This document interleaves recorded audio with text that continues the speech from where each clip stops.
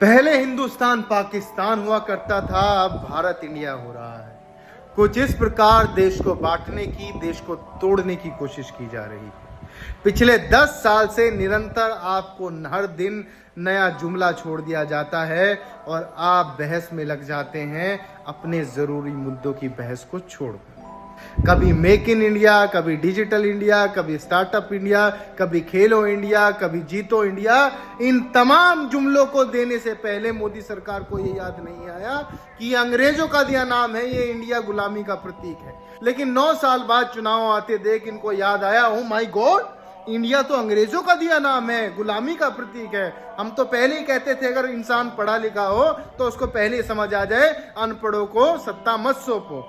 लेकिन चुनाव आते देख इनको याद आया कि ये गुलामी का प्रतीक है, इसको छोड़कर अब इंडिया और भारत की बहस को शुरू करना चाहिए। क्योंकि शिक्षा की, स्वास्थ्य की, रोजगार की बहस तो ये करा नहीं सकते।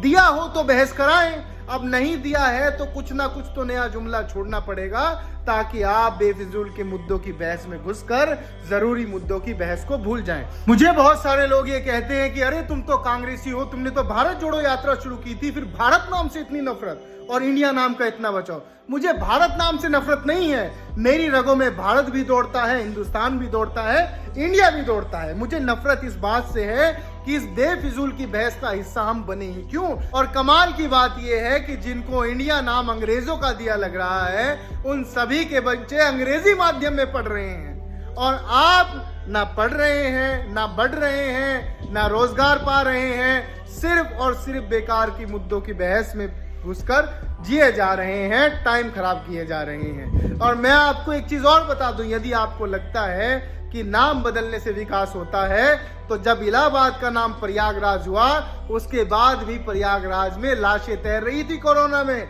अगर नाम बदलने से विकास हुआ होता तो गंगा में लाशें नहीं तैर रही होती, गंगा में फूल तैर रहे होते। मुझे नफरत इस बात से है कि जब हम जरूरी मुद्दों की बहस को छोड़कर बेफिजूल के मुद्दों की बहस में घुस जाते हैं कि पापा या पिताजी, फादर या डैड।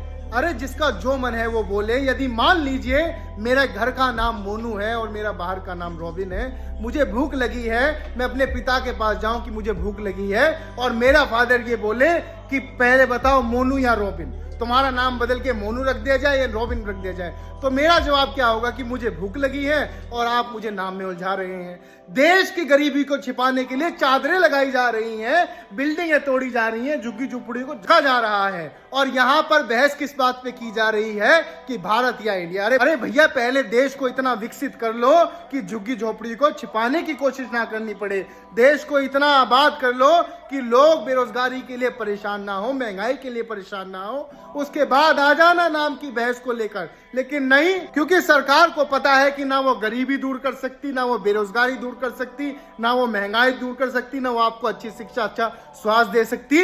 इसीलिए बार बार हर बार कोई ना कोई ऐसा मुद्दा लेकर आते हैं कि आप बस उसी में उलझे रह जाते हैं और सब भूल जाते हैं अपने जरूरी मुद्दों की बात को।